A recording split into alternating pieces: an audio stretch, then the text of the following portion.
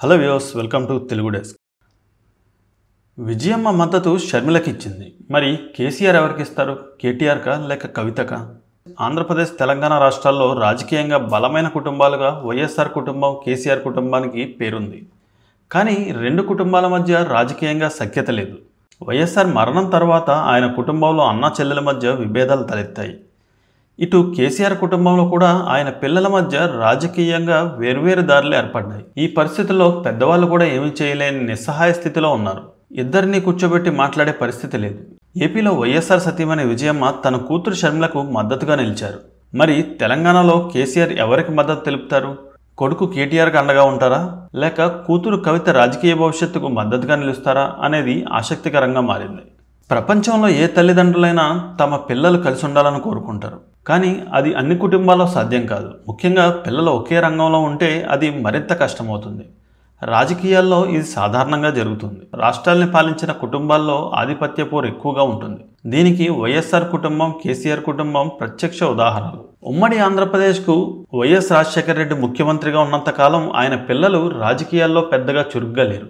అప్పట్లో జగన్ ఎంపీగా ఉన్నప్పటికీ వ్యాపారాల్లో బిజీగా ఉండేవారు. వైఎస్ఆర్ మరణం తర్వాత జగన్ సొంత పార్టీ పెట్టడం, రాష్ట్ర విభజన తర్వాత 5 ఏళ్లకు ఏపీ ముఖ్యమంత్రి కావడం తెలిసిందే. ఈ క్రమంలో పార్టీ కోసం కష్టపడి పనిచేసిన తన చెల్లెలు షర్మిలతో ఆయనకు విభేదాలు మొదలయ్యాయి. ఆస్తుల విషయంలో వచ్చిన గొడవలు వారిని రాజకీయంగా కూడా వేరు చేశాయి.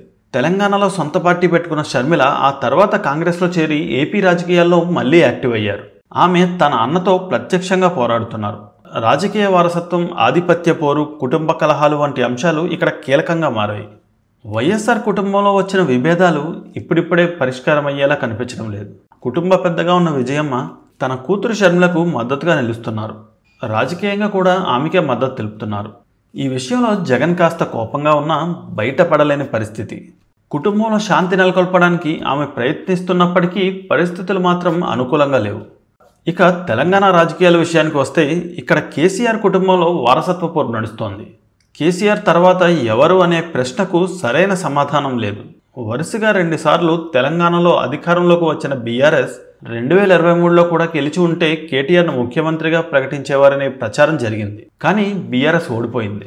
కేటీఆర్కు ఆ అవకాశం రాలేదు. వచ్చే ఎన్నికల నాటికి బలపడదామనుకుంటే పార్టీలో అసమ్మతి బయటపడింది. కవిత రాసిన లేఖ సంచలనంగా మారింది. తండ్రికి వ్యక్తిగతంగా రాసిన ఆ లేఖ బయటకు రావడంతో మరింత చర్చనీయాంశమైంది. దేవుళ్ళు, దెయ్యాల గురించి కవిత చేసిన వ్యాఖ్యలు గందరగోళానికి దారితీశాయి. కేటీఆర్, కవిత మధ్య ఇండైరెక్ట్ ఫైట్ జరుగుతోంది. ఇందులో గెలిచిన వారే బీఆర్ఎస్ పార్టీలో కేసీఆర్ వారసులుగా కొనసాగుతారు.